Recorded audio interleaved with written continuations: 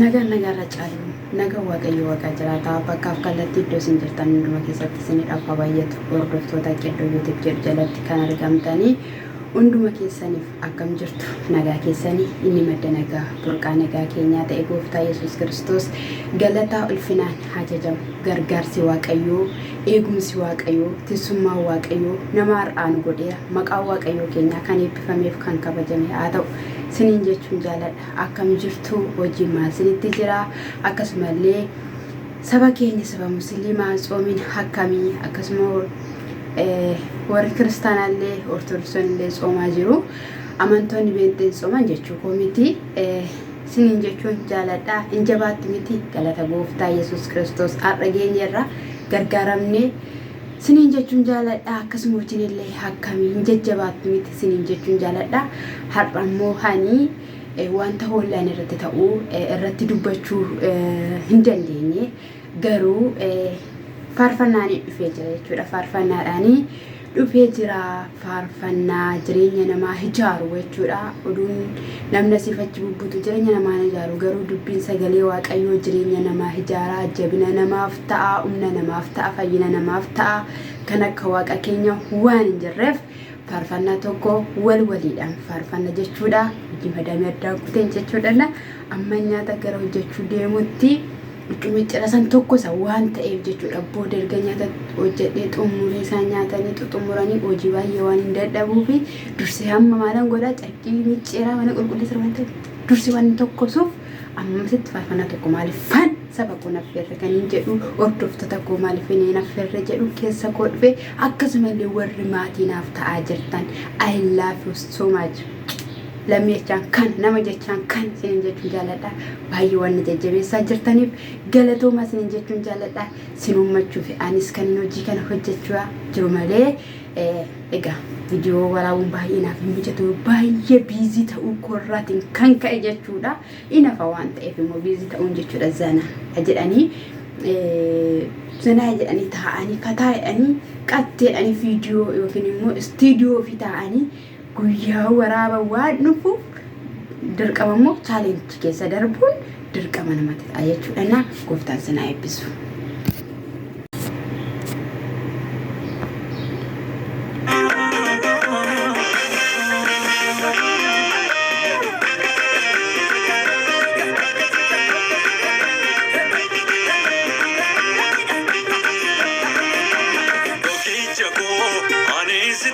Sugalata ko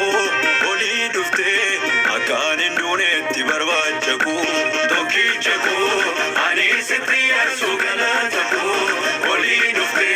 akan indunetti barbacha ko tokicha ko ani sitiyar sugalata ko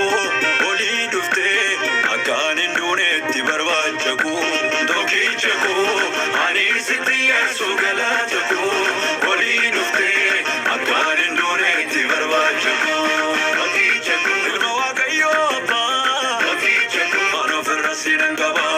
tokicha ko jecha sibiilun dhabaame tokicha ko sibale maalan qaba tokicha ko ilma waaqayyo abba tokicha ko mano firrasinan qaba tokicha ko jecha sibiilun dhabaame tokicha ko sibale maalan qaba.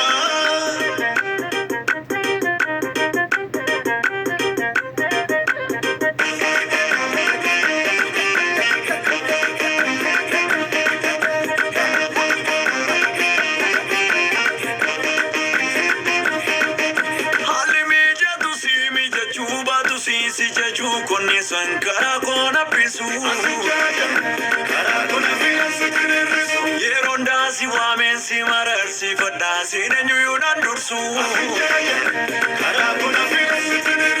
garar balale kajelan nagu ergati dufte mimango aku ulfinan gute manako kesa Jesus si gute mi onne koke Kesa,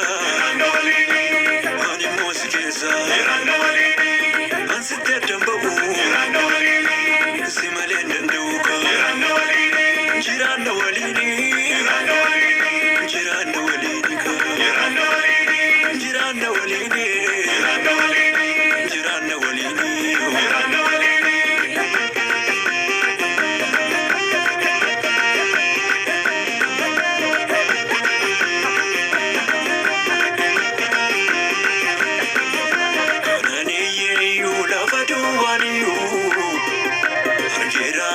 sananii yaamarrayu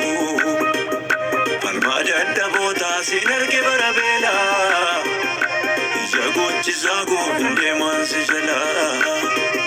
falmaa dadhabootaa siin arge bara deebuu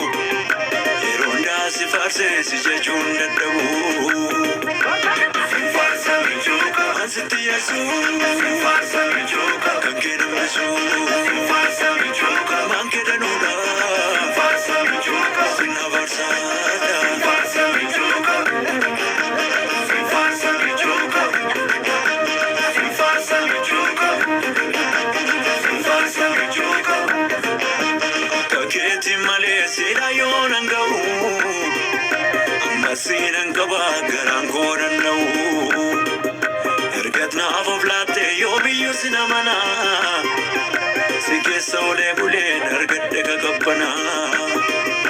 ergati anaaf taate na oolchite du'ama yesus koo sin baarsa siinan taa'e nama farsa michuuka anin jallisu farsa michuuka garaan nan ibsu farsa michuuka sin mararfadha farsa michuuka ansi jaalladha farsa michuuka atna mararta farsa michuuka ija koo jirta farsa michuuka akka mi'uusif ta'e farsa michuuka atti boqotta farsa michuuka siifan shubbisa farsa michuuka kamiin anniisa farsa michuuka sin oolfate farsa michuuka inanna dhuunfate